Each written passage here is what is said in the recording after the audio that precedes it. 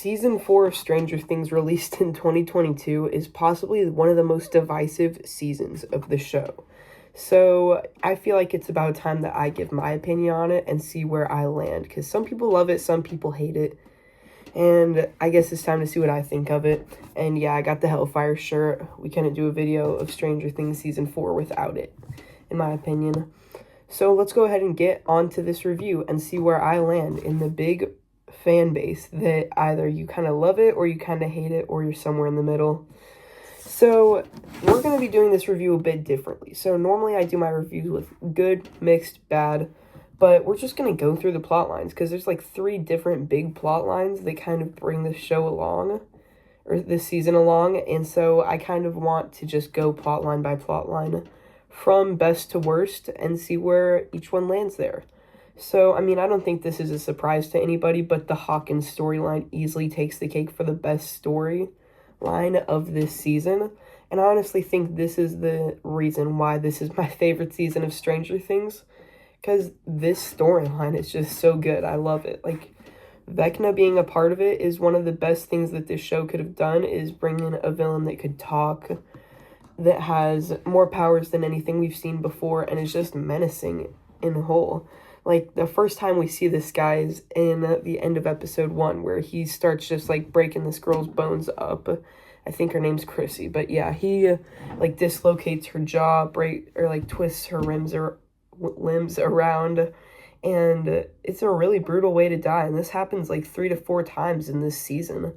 It's creepy, but yeah, I think that Vecna is a really interesting villain, and I like that he was brought into the show. I feel like the Duffer Brothers just, like, have a sense for whenever new things need to be brought in and when they need to stick to what they already have going. And this is one of the biggest, like, examples of that, I guess. Like, the Demogorgons and Mind Flayer are, yes, cool, but by season 4, they're going to start to get old. So what do? You got to bring in another villain. But some other things that I really thought were good about this first plot line is that the mystery aspect from season 1 is totally brought back here. Like, the horror elements and mystery elements from season 1 just get enhanced so much here.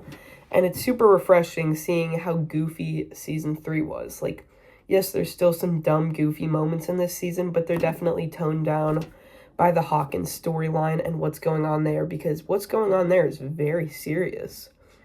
And, I mean, with that, I feel like it's kind of time to go into one of the best parts of this season now, Eddie. I mean, there's a reason why everyone gets this shirt that he wears the entire show. I mean, he's like top 5 to top 3 possibly characters of the entire show for me. Dustin, never going to be beat, but I think that Eddie's somewhere close to that.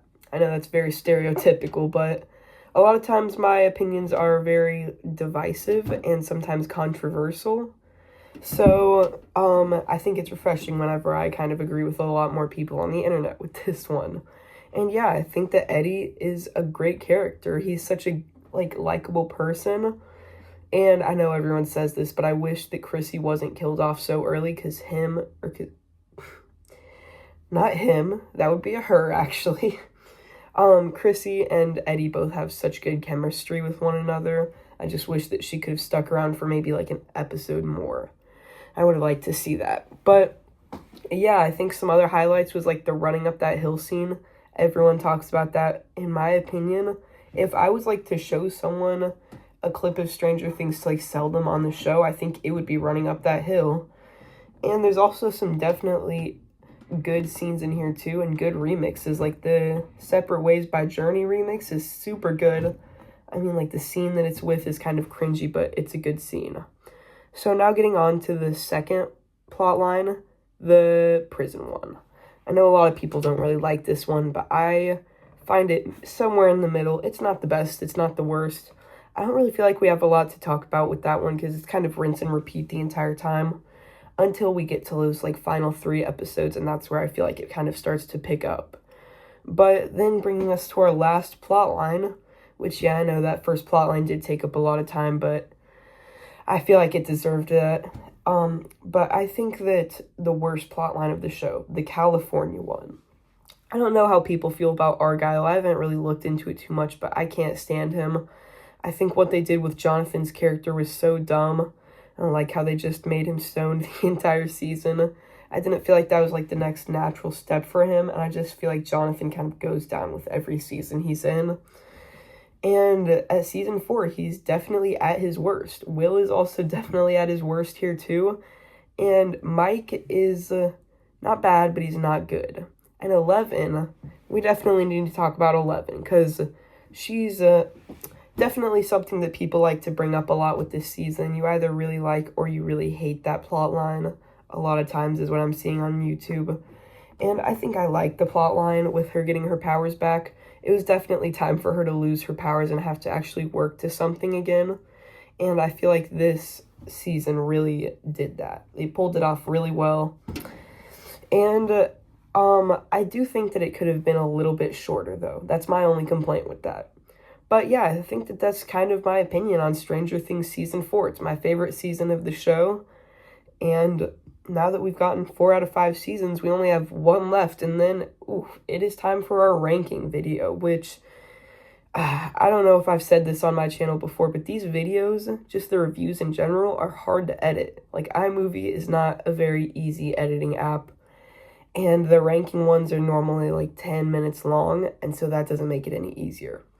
But hopefully I'll get the Season 5 review out sooner than I got this one out. Sorry it took so long. But I am excited to review Season 5 so that we can be done with this show and move on to some other stuff, because I definitely want to review some other things that I'm going to leave ominous for now and get into later. See you guys later. Bye.